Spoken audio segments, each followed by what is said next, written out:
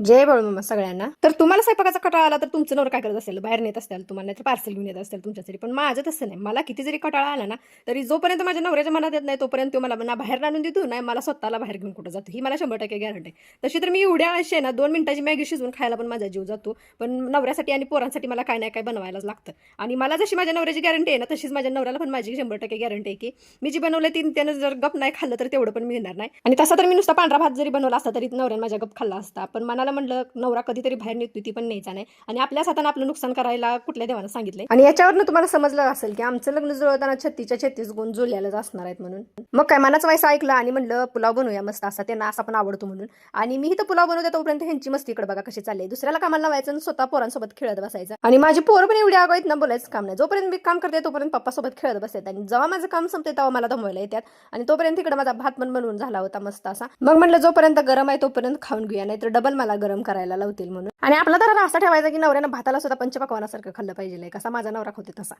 तर आजच्यासाठी एवढंच, भेटूया नेक्स्ट व्लॉगमध्ये.